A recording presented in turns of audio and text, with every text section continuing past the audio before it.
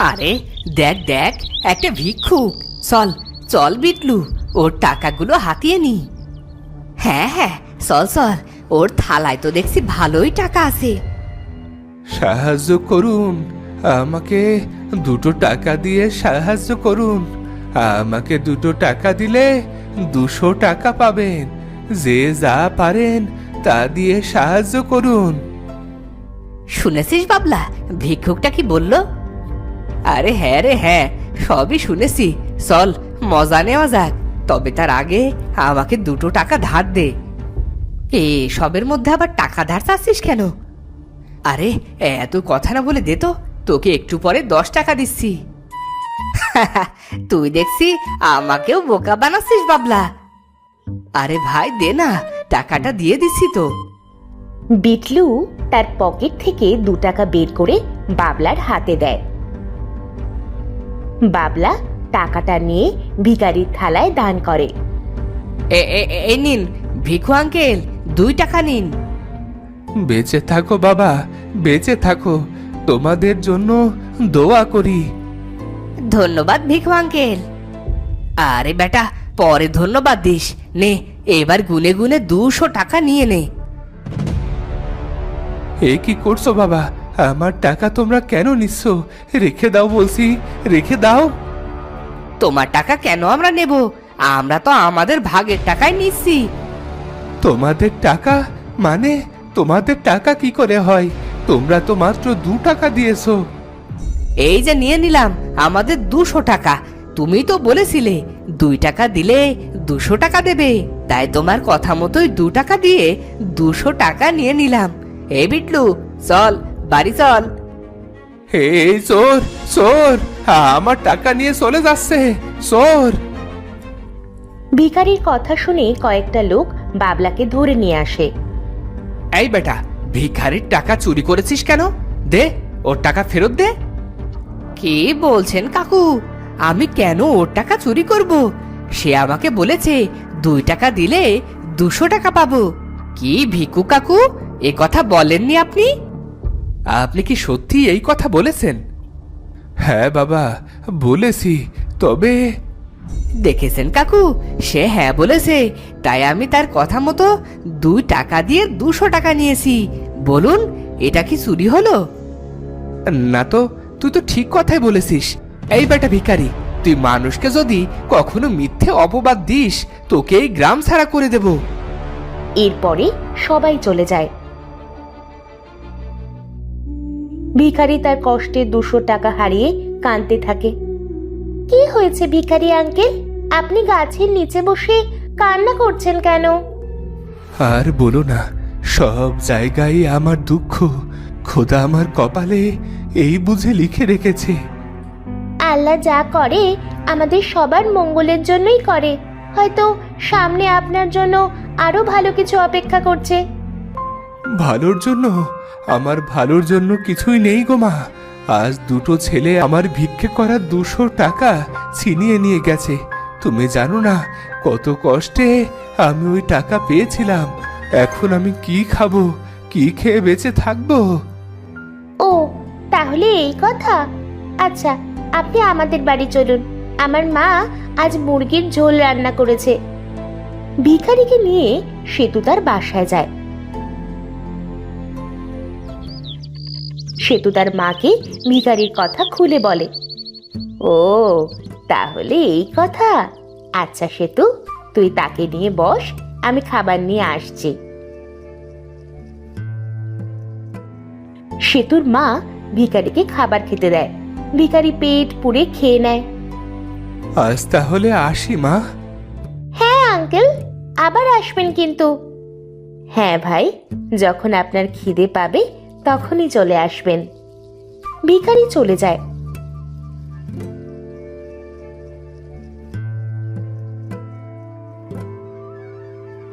আর তখনই ভিখারির মনে পড়ে তার পুঁটুলি সে সেতুদের বাড়ি ফেলে আসছে। এই দেখো কি কাণ্ড, আমার ভিক্ষে করা থালাটা যে ফেলে এসেছি। যাই, আবার গিয়ে নিয়ে আসি। ভিখারি তার ফেলে আসা থালা নিতে সেতুদের বাড়ি আসে। আর তখন সে শুনতে পায় ঘরের ভেতরে সেতু আর তার মা কথা বলছে। মন খারাপ করো না মা, আজ রাতে না হয় না খেয়েই কাটাই। আমি তো না খেয়েই থাকতে পারবো, কিন্তু তুই তুই তো আর না খেয়ে থাকতে পারবি না বল। আজ মেহমান না আসলে হয়তো আমাদের রাতের খাবারটা বেঁচে যেত। ভিখারি বাইরে থেকে সব কথা শুনে সেতুদের বাড়ি থেকে চলে আসতে থাকে। হায় খোদা, এরা তো দেখছি দিন আনে দিন খায়, একেবারে আমার মতোই অবস্থা। আমাকে তাদের রাতের খাবার খাইয়েছে, আর এখন রাতে তারা উপোস করে থাকবে। এদের জন্য কিছু করতে পারলে নিজের কাছেই ভালো লাগতো। পরের দিন ভিখারি একটা গাছের নিচে বসে ভিক্ষা করছিল। কি গো কাকু, আজ কেমন রোজগার হলো? তা তোমরা তোমরা আবার এসেছো? যাও বলছি, যাও। বাবলাকে তো কাল 200 টাকা দিলে, আজও কি 2 টাকায় 200 টাকা পাবো? তোমরা আমার সাথে অন্যায় করেছো, যাও, ভাগো ভাগো বলছি। ভিখারির সাথে আবার অন্যায়? ভালোই ভালোই আজকে চাঁদাটা দিয়ে দাও, নয়তো কালকের মতোই হাল করব তোমার। চাঁদা? কিসের চাঁদা?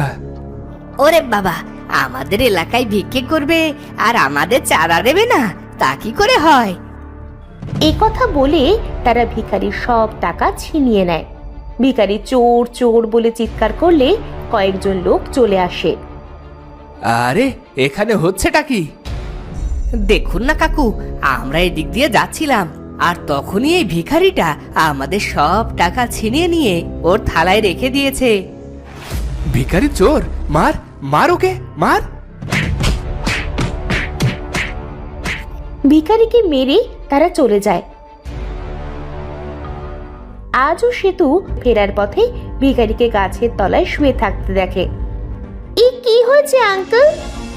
আপনার সারা শরীর দেখছি রক্তে রক্তাক্ত হয়ে আছে। ও তেমন কিছু না, ওই দুষ্টু ছেলে দুটো আজও আমার টাকা ছিনিয়ে নিয়ে এই হাল করেছে। ইস, চলুন আঙ্কেল, আমাদের বাড়ি চলুন। ভিখারিকে নিয়ে সেতু তাদের বাড়ি আসে। এরপরে সেতু আর সেতুর মা ভিখারির হাত পা কাপড় দিয়ে বেঁধে দেয়। শোন সেতু, লোকটার অবস্থা বেশ ভালো নয় মনে হচ্ছে রে। আমি আমাদের এই বাড়ির দলিল মণ্ডল মশাইকে দিয়ে কিছু টাকা নিয়ে আসি, তারপরে ডাক্তার নিয়ে লোকটার চিকিৎসা করাবো। ঠিক আছে মা, তুমি যা ভালো মনে করো। ভিখারি পাশের রুম থেকে সেতু আর সেতুর মায়ের সব কথা শুনে ফেলে। হায় খোদা, পৃথিবীতে এদের মতো মানুষ আছে বলেই এখনো পৃথিবী ধ্বংস হয়নি। আঙ্কেল, আপনার দেখছি জ্ঞান ফিরেছে। তা আঙ্কেল, আপনার পরিবারে কি কেউ আছে? পরিবার? পরিবার বলতে সবকিছুই ছিল, কিন্তু তা আজ অতীত। কি সেই অতীত আঙ্কেল? আমি আজ ভিখারি হলেও আগে আমি ভিখারি ছিলাম না। বিলেত দেশে প্রায় 30 বছর কাটিয়ে বউয়ের কাছে অনেক টাকা পাঠিয়েছিলাম। একদিন বিলেত শেষে দেশে এসে শুনি বউ আমার সব টাকা পয়সা নিয়ে অন্য আরেকজনকে বিয়ে করেছে। এদিকে অনেক বছর বিলেতে কাজ করতে করতে আমি অনেক কঠিন রোগে আক্রান্ত হয়ে পড়ি। এর জন্য আমি আর কাজ করতে পারি না, তাই সেই ভিখারির পদ বেছে নি। আপনার দেখছি আমাদের চেয়েও খারাপ অবস্থা।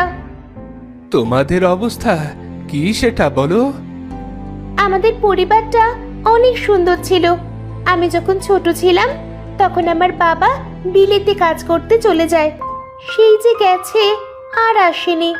সবাই বলছিল যে বাবা নাকি মারা গেছে, আর তখন থেকেই মা মণ্ডল বাড়িতে কাজ করে আমাদের সংসারের হাল ধরে।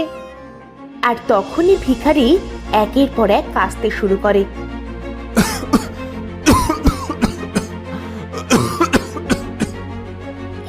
কি হলো? আপনি কাশছেন কেন? আমার মনে হয় আগের রোগটা আবার বেঁকে বসেছে। আপনি অপেক্ষা করুন, আমি এক্ষুনি ডাক্তার নিয়ে আসছি। সেতু ভিখারির অবস্থা কঠিন দেখে ডাক্তার আনতে চলে যায়। এদিকে আমার থাকাটা একেবারে ঠিক হবে না। আমি এদের আর কষ্ট দিতে চাই না। আমার এখনই এখান থেকে চলে যাওয়া উচিত।